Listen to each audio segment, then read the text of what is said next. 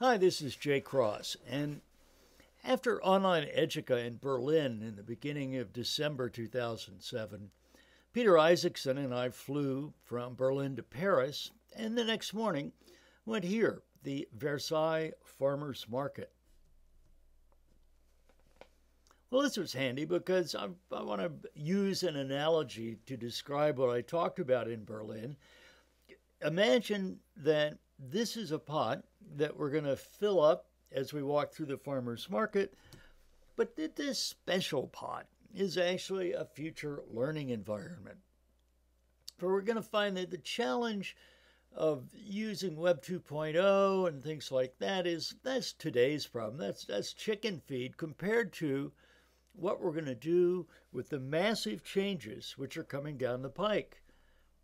So we're going to look at some of those, and I'll pluck out the ones that seem to be the most tasty or the most fetching. And I'll give you sort of a California viewpoint on this because I live right next to Silicon Valley, and well, sometimes we see things a little differently.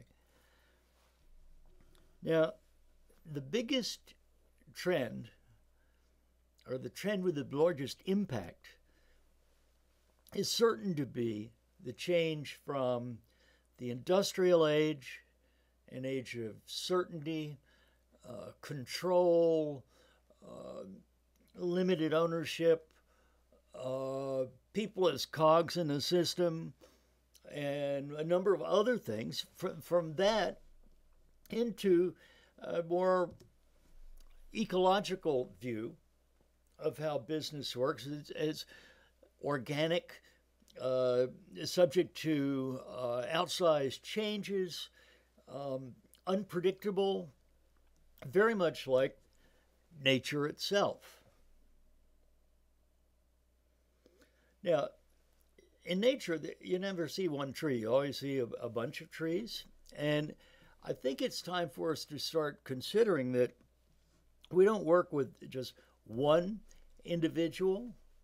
This is Doug Engelbart, by the way. Doug Engelbart probably was the most influential in taking the idea of networks and making it real. His goal has been to improve or augment the human intelligence overall, which takes working together. This was at a time when Bill Gates was calling for a computer on every desktop, and Steve Jobs brought out a Macintosh that couldn't connect to anything.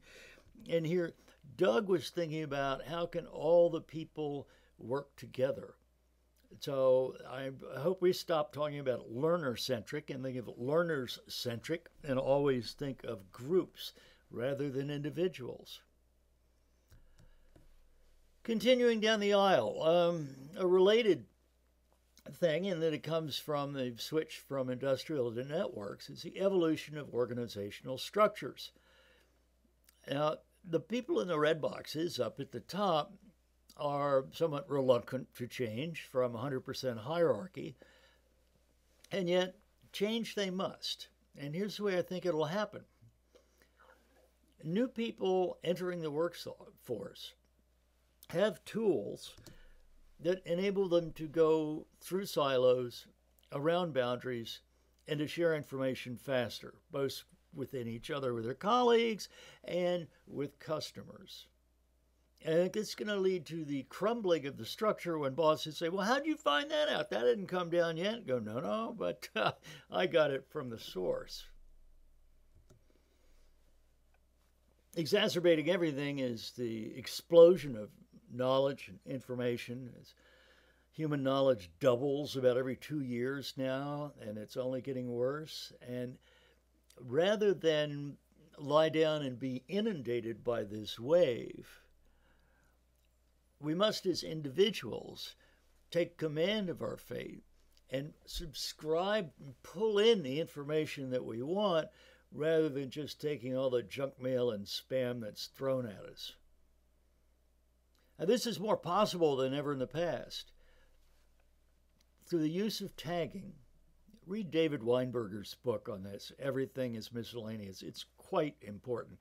But tagging lets us suck a needle out of a haystack as if we had a super powerful magnet and didn't have to dig through. Some of you see my blog. I use WordPress. I used to be a Blogger fan. Blogger was acquired by Google, and it took a long time for any changes to take hold. But WordPress, being open, being worked on by a number of people, keeps up with the times. There are new releases every 3 or 4 months. There are fixes whenever fixes are required. Now, some of the software vendors and others would suggest that because something's open, it's buggy or not so good. They would be wrong. Among the proof is the Firefox browser, which is better than that which have come out from Microsoft and, in fact, anybody else. Open, things being worked on by lots of folks rather than 1 or 2 people or a team under control is a better way to go. And we'll see more of it in the workplace. I was an early user of Google. And you may remember the first 3 years of Google, it was Google Beta. Here they'd come up with something which was better than Microsoft version 3 of anything, and yet it was beta. Why was it beta? Well, because it had to fit with the world, and the world was changing. And in fact, the world is in perpetual beta. And the same that nature doesn't stand still. We have to adapt ourselves to this ever-changing, evolving environment. Here's what we've gone through, that what will be ingredients in our future learning environment are working with groups rather than individuals, replacing command and control with collaboration, having more organic structures, expecting knowledge to turn over more and more rapidly, and also the world would be in perpetual beta, that folks will take more responsibility for pulling in information and taking charge of their own learning. That we'll live in a more open, networked world where we can find things.